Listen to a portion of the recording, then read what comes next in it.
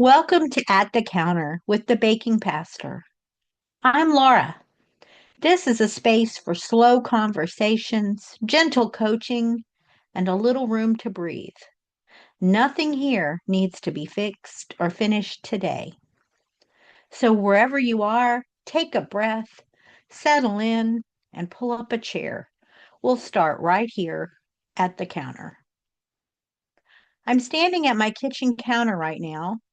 There's a mug of coffee nearby, and if I'm honest, probably a little flour I forgot to wipe up. This feels like the right place to begin. Not at a desk, not on a stage, just here at the counter.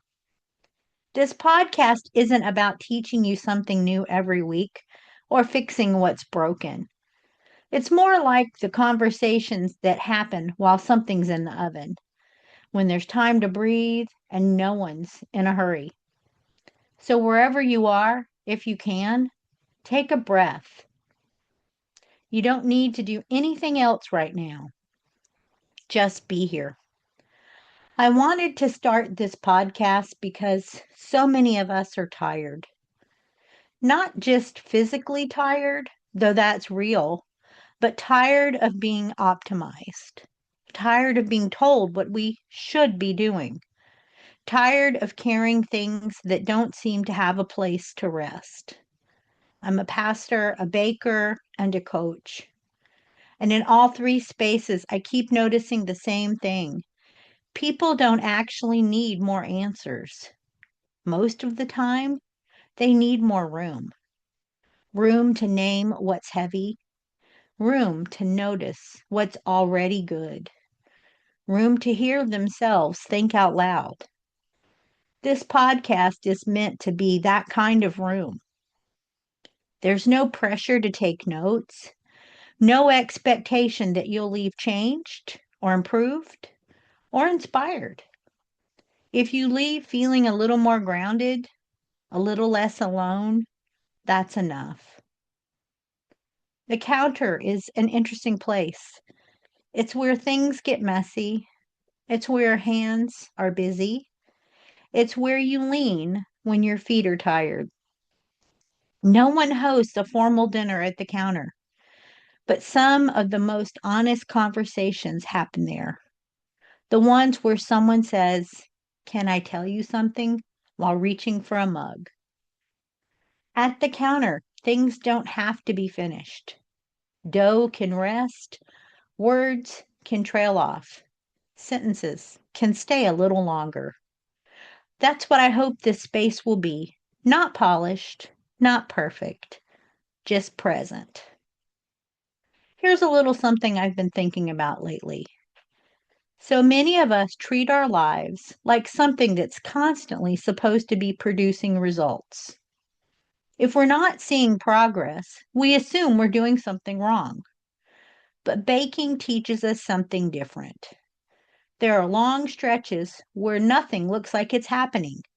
Dough just sits there, and if you poke it too much, if you rush it, if you try and force it into shape too early, you can actually make it worse. I see that all the time in people, especially people who care deeply, who show up, who try hard.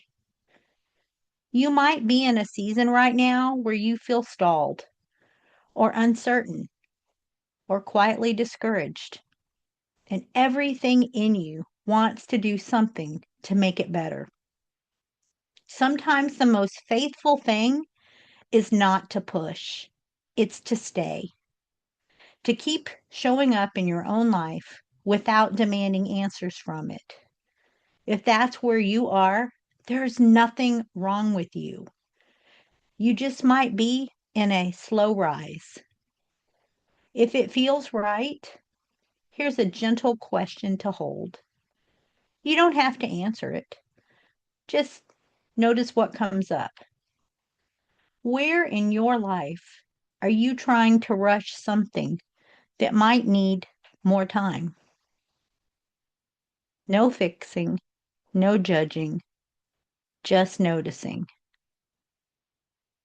As we close today, I want to offer you a blessing.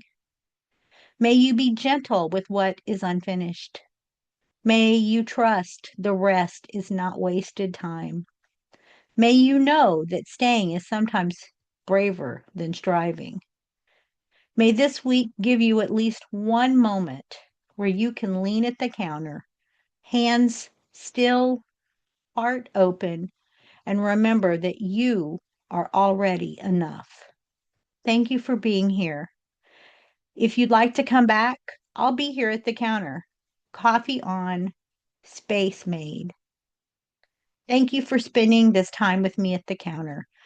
If something in this conversation stayed with you, you're welcome to carry it into the week. If not, you can leave it here. Either way, you're always welcome back.